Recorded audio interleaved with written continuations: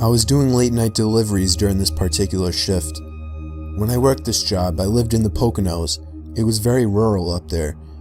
I often found myself driving down roads surrounded by nothing but trees, just like this night. Only it was dark and foggy this time. Driving down a shortcut to town that I had taken many times before, I slam on the brakes when I see somebody jump out from the bushes onto the road. The sickening bump and thump from the front of the car confirmed that I had hit the person. I put my hand to my forehead, cursing to myself. I couldn't believe what just happened. I just hit a person. I got out of my car and checked to see if they were alright. It was a man wearing a black hoodie with the hood up. He lay motionless by my car tire. I had no idea what to do. At this point I was panicking. Why the hell was this guy in the middle of nowhere? Why did he jump in front of my car? And then things got weirder. I can hear a scream for help, coming from the woods to the left of me. Somebody was in trouble. I looked at the man I hit with my car. He was still on the ground, motionless. I'd only been gone for a minute, I figured. For whatever stupid reason, I thought it was okay to leave the man behind, to go into the woods. I moved in the direction I heard the scream originally, hoping to hear another, but it was just total silence, except for the night creatures making their sounds. "Where are you?" I yelled out. It was at that moment I heard the sound of a foot crushing the leaves on the ground. I turned in the direction of the sound, and even in the dark and foggy weather, I could still make out the figure of somebody hiding behind a tree opposite me. I ran as fast as I could back to my car, looking back constantly to make sure I wasn't being followed. When I got back to my car, the man I had hit was gone. I didn't stick around to wonder where he went. I just got back in my car and proceeded down the road. My heart was racing the whole drive through, but I still ended up delivering the pizza. I got to the house, and when I rang the bell, a middle-aged woman answered. After paying, I noticed that her eyes focused on something behind me, and then she asked me, "They let you guys have delivery partners now?" I was confused and asked her what she meant, and she told me, "You got someone with you in your car." I felt a pain in my stomach as I turned and saw somebody sitting in the backseat of my car. I called the cops using the woman's phone, and they arrived shortly after, but the person in the backseat of my car was already gone. The scariest thing about this whole story, the police found a blood-stained knife on the floor of my car where the man was hiding. This memory still haunts me every day, and I can genuinely tell you, it's painfully scary just to imagine how things could have turned out if I hadn't made the delivery.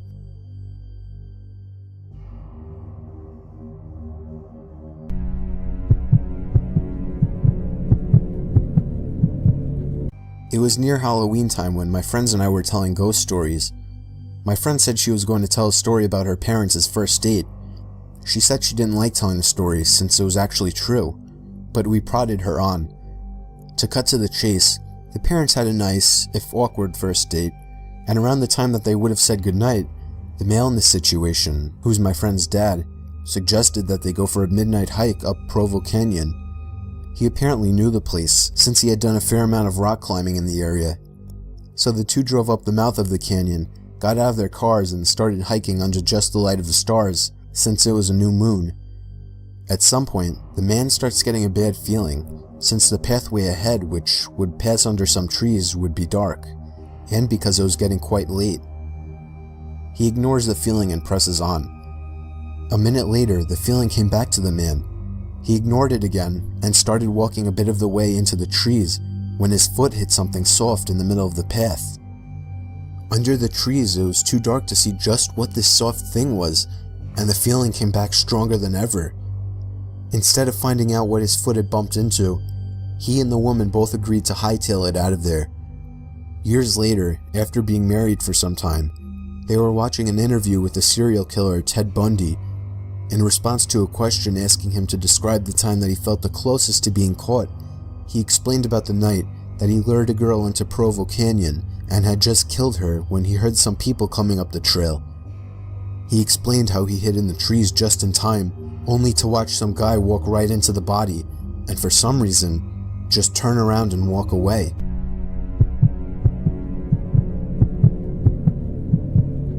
This story didn't happen to me, it happened to my cousin, and yet it still freaks me out thinking about it. This story is all too true. My cousin Nicky was on Skype with his girlfriend Sam at around 1 in the morning on a Friday night. She was asking him to come over and stay the night, but he didn't really want to drive over that late. Sometime into the conversation, Nicky noticed the closet door behind Sam open a crack. Nicky pointed it out, and Sammy turned and looked at the closet. They both ended up ignoring it. It was probably another half hour into the conversation that the closet door creaked open even more. Nicky spotted it again and told Sam that her little brother must be hiding in the closet. She denied it and told him the window was open or something, so there must have been a draft. It was about half an hour later that the closet door completely opened and somebody stepped out of the closet and walked out of Sam's bedroom. Sam didn't seem to notice, but Nicky got startled from what he just saw. He told her that her little brother was hiding in her closet, but what she said next scared Nicky shitless. She told him that she was home alone that night. Nicky started yelling at the screen for her to lock her door and call the police, and that he would be over there as fast as he could. Sam just started to understand the situation as she turned and saw the closet door completely open. She ran over to her doorway and let out a blood-curdling scream before slamming the door shut and locking it. Nicky drove over as fast as he could while calling the police. When he got there, the front door was left open, so he ran into the house into Sam's room. He knocked on the door and told her it was him, but she wouldn't answer. When the police finally arrived, they busted open the door to find her curled up in the corner of the room in shock. She later told the police that she had seen somebody standing face to face with her at the doorway before shutting the door.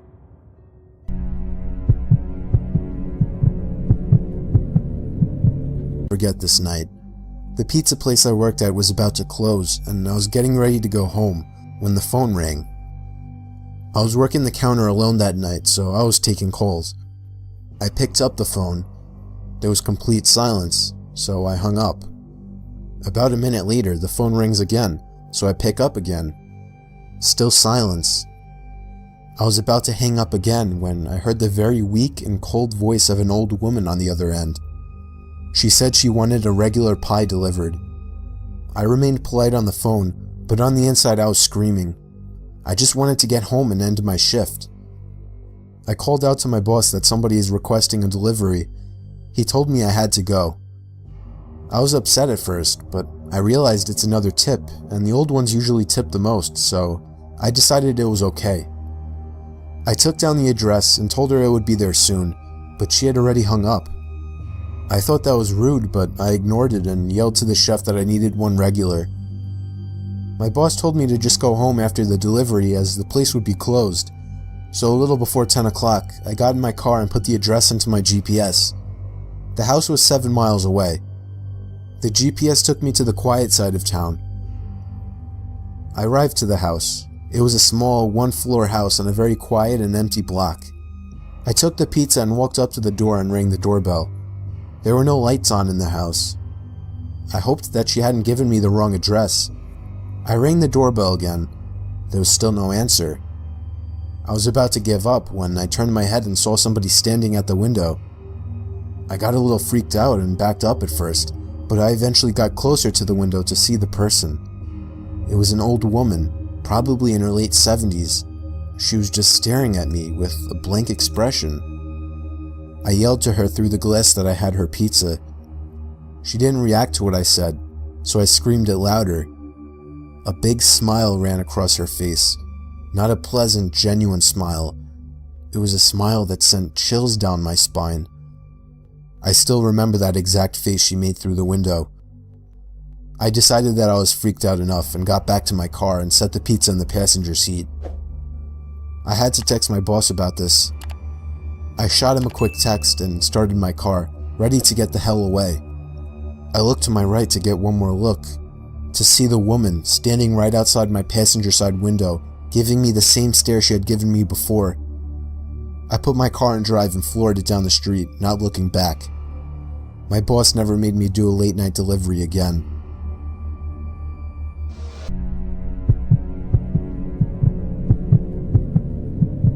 This happened when I still had my fishing boat. It was a horrifying experience that will never leave us. Me and my wife departed from the East Coast for our 2-day fishing trip in the North Atlantic. The first day and night were normal. We got a decent catch. At night we played cards while listening to music. It was enjoyable up until the next night. After a slow day at sea, we were playing cards again inside, this night without the music. It was at that moment that we heard the sound of a boat motor. We rushed outside to see a man piloting a crappy old motorboat with absolutely no lights on. He had stopped directly in front of our bow. The man was middle-aged. He had a beard and a baseball cap on. I went up closer and asked him if he needed help. He asked us if we had any spare gasoline. I apologized and told him we didn't.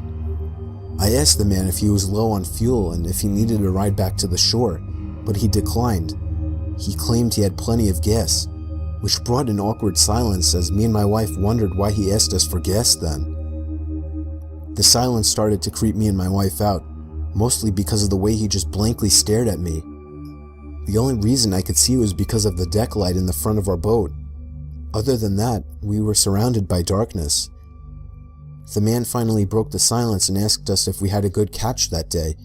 I told him we didn't, still trying to be polite, even though the situation was odd and creepy. I asked the man how he was getting around in the darkness, but all he gave me was a chuckle, as if I had made a joke. I figured he misheard me. He turned his little motorboat around, and the last thing he said to us was, "Nice meeting you folks." He sailed off into the total blackness surrounding us. Me and my wife were completely weirded out. My wife told me she was afraid he was going to rob us. Being a fisher, you run into and make conversation with other sailors and fishers all the time, but I knew something about that guy was off. The fact that he came up to us so late at night, so far from the shore, and alone in that little motorboat, and the way he acted, we were both really uncomfortable, so I decided to turn out our lights and sail a bit north just to make sure the guy couldn't find us again. Call me paranoid. Later that night, probably around 2 in the morning, I woke up to the disturbing and ear-piercing scream of my wife. I shot up from my laying position to see a man standing at the edge of our bed. I lunged out of the bed towards the man, but he was out of the cabin before I could even get out of the room. I heard the sound of the same motorboat starting before speeding away into the darkness again. We sailed all the way back to the shore that night and reported the man right away. Of course, nothing was ever heard of the topic again. We still have no idea what the man wanted or what he was planning on doing, but it still gives me nightmares to this day.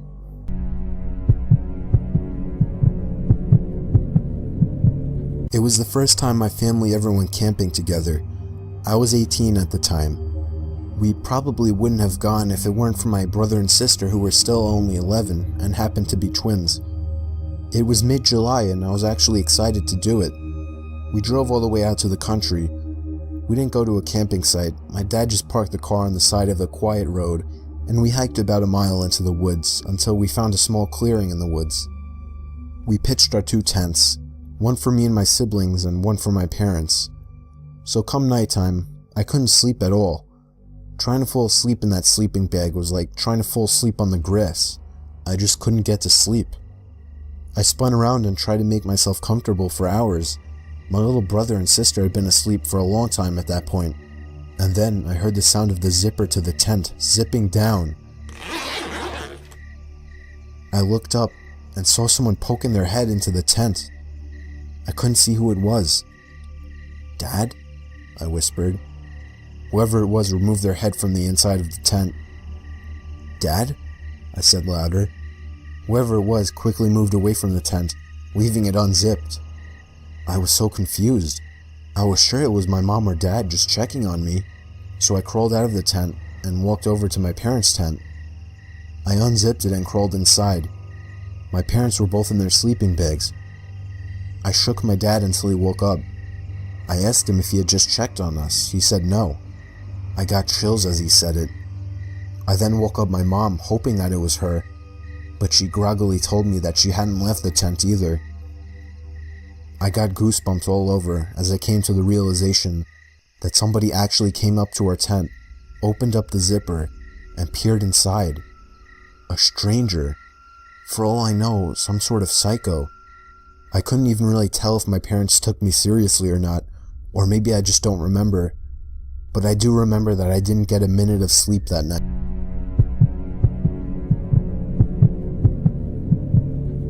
I remember this just vaguely, since I was little at the time, maybe 7.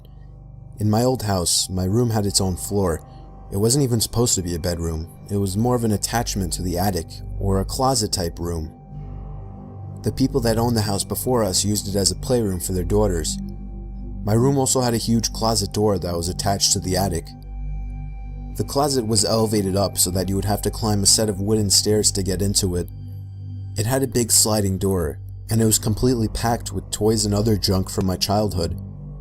Since I was little at the time, I always got scared of being so separated from the rest of my family and having that huge closet in my room. Then there was this one night. I was laying in bed, afraid after watching a scary movie with my family. Then I heard the sound of a toy fall over up in the closet. I jumped out of my bed and ran to my parents' room. They told me there was no one in my closet. They saw how afraid I was, so they let me sleep in their room that night. The next night, I had kind of forgotten about it until I heard it again.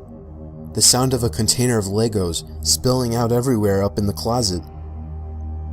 Again, I ran to my parents' room and told them about it. My dad was starting to grow impatient with me. He reluctantly agreed to let me sleep in their room again. The next day, me and my mom checked the closet, and there it was. A pile of Legos lay on the floor, spilled out of the container. I thought this was proof that somebody was in my closet, but my mom assured me that it simply fell over. That night, my dad locked his door. He said he was tired of my nonsense. I couldn't sleep that night. I lay there completely silent with my young boy imagination running, waiting for another sound to come from the closet. It was probably about an hour before it happened. It broke the silence. The sound of the closet door rolling open with force. The moonlight shining through my window illuminated the figure standing by my closet door. I let out the most horrific, ear-piercing scream you've ever heard, as pure terror swept over my body, a feeling that I still remember today. The figure jumped down from the closet and ran out of my room and out the front door of my house. My mom ran up to my room in shock, as my dad ran downstairs trying to catch whoever it was, but he never did. The police never caught the man.